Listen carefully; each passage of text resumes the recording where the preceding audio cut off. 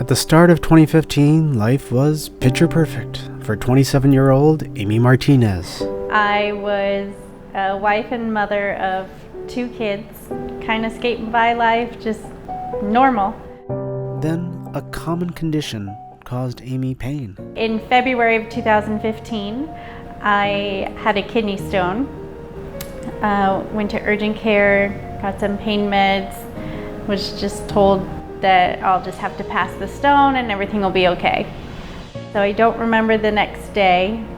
The day after, it was so bad that my mom had to come and take me to urgent care. Something was not right. I remember hearing the nurse say, "You need to take her back right away. She's going into septic shock."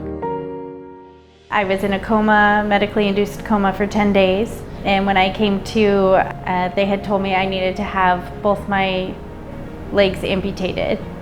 So my legs were amputated pretty quickly. After a few failed attempts at trying to save my hands, I had them done one at a time a few months after.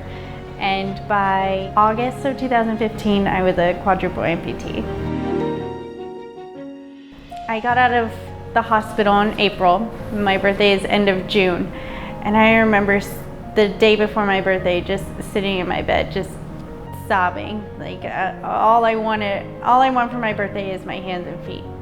A couple weeks later, I got my first set of legs. No smiling. And I was up walking again. Oh, here's Amy. Amy and her parents were talking about getting a power chair as a gift. Because insurance would only cover her legs, not both, they visited Global Medical Supply in nearby Marietta, California, and there they met owner Jay O'Neill. Actually, his store is right next to my chiropractor. Close to Christmas, we had walked in and we're just checking some things out, and we're looking at the power chairs, and I'd seen this one. So on Christmas Eve, we walk in. Merry Christmas! And they're all awkwardly standing in one group and all like back away, and there's my chair with this red bow on it. So they had kind of gotten together with Jay, and the chair ended up being donated to me. Amy would share with us later that that chair came at such an opportune time because her prostheses were new that she was walking on, and they were hurting a lot, and that chair meant so much that day to her. With my power chair, I'm able to go where I want, when I want with the chair. Very easy to break down for those who are traveling with me. It just becomes such a good tool for me, especially even just here at the house. I can get around the kitchen. I can still get over to the kids' room in the middle of the night quickly. I don't have to put my legs on if one of them wakes up or needs help with something. I can drive up to my shower and just get into the shower. It really saves my joints and my knees, and can't really afford to lose any more of those. I didn't think that I would have to relearn how to do the most basic functions, such as eating or coming up with a creative way to dress myself or brush my teeth, or how am I going to get this bottle cap open, and just the things that you learned as a kid that became second nature and you never had to think about doing. Before I had my hand, I used to use hair tie, put it on my arm, and stick a plastic fork or something between, and that's how I would eat.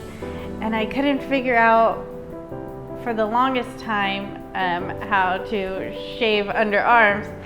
And I was sitting in the shower one day and just had that little click where I'm like, hey, why don't I do the same technique and just slide the razor through in between my arm and the rubber band, and it works. And just gaining those little independence on those little things that you're like, that was easy. It was all about regaining my independence again. So it kind of gave me a perspective on teaching my kids things, like to really give them a chance to figure it out for themselves. And if they wanted help, then they'd ask. And that's kind of how everything's been with me lately is, you'll know if I need help because I'll ask you. I had received a phone call from charity, with Charity for Charity. Jay has provided us with incredible individuals, and so we're blessed to have him as a team with Charity for Charity. I had been nominated as a beneficiary for their 2016 candidates. She is an inspiration in the way she approaches life in general. And her message to anybody facing similar challenges has to be one of hope and perseverance and tenacity. After we fulfill the wish, we don't say goodbye. We stay involved in their lives, and they create friendships amongst themselves. It's very special. Since then, I had just been submerged into their Charity for Charity, just this big group hug that you get all the time. We don't practice taking individuals and fundraising for individuals, but in Amy's case, having 2 little children, a single mom, and getting denied electronic hands so she couldn't even hold her children's hands, it was something that we couldn't let it go. So we did a power fundraiser and pay for her $128,000 electric hands. And then we raised so much because people were so passionate about it that we were also able to give her a new car that was more practical to put her wheelchair in that you guys provided for her, and her service dog and her children. The other car was a little too small. Just those little instances like that where, you know, it just restores your faith. It's so inspiring, and it, you know, puts something in me that I would like to help others, especially going through difficult times. It's easy to be angry because angry is an easy emotion to feel. It's hard to accept things. It's hard to see the bigger picture. Here we go. 3, 2,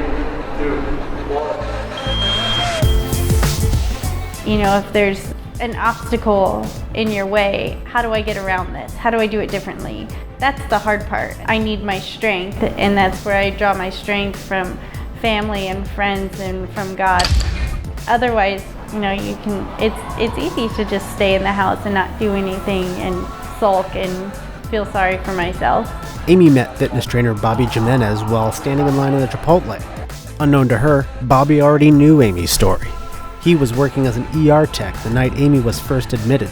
Now, Amy is training with Bobby just down the street from the same hospital at the Inland Valley CrossFit Gym. It was nice to have someone who was willing to help me modify the movements that I wanted and needed. I had lost all my strength in the hospital, and I need good core strength in order to walk correctly. Kind of cool to have him and the others that have helped me along the way in the gym.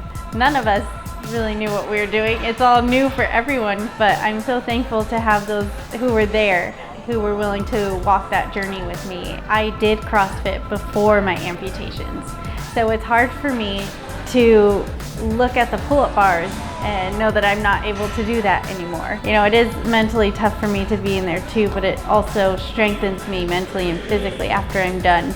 One lady come up to me and she said that she had seen my CrossFit videos and that I was in the gym working out, and she was like, "You have inspired me so much." I joined a gym the next day. I've lost 20 pounds and still going. And there was even someone who came to the gym to sign up because they had seen my videos that I posted on Facebook. I've seen so many people who walk in tired, and if I'm there, they're like, "Okay, you inspired me too." Those little stories like that, just by me, you know, trying to regain my independence, is inspiring people, and that's a cool thing for me, and it helps me keep going too. When you see someone like Amy go back to CrossFit, and I don't want to go for a walk, like, come on.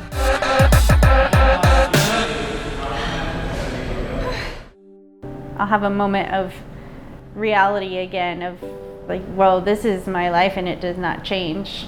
I've had many people tell me, you deserve a vacation, you need to go on vacation. And I'm like, well, it'd be great if I went on vacation and my hands and feet came back. But they don't, so it's not much different. In any time that I've had a difficult time or difficult experience, God always shows up in these ways that I'm why did I even doubt that? Why did I even think that this should be an issue for me? That I knew that, you know, I would be taken care of. Amy was invited to celebrity pro surfer and fellow amputee Bethany Hamilton's Beautifully Flawed retreat. Bethany lost her arm in a shark attack, and her story was told in the major motion picture Soul Surfer. That helped change everything, being able to meet other amputees and not feeling so alone through this journey. It was really life-changing for me.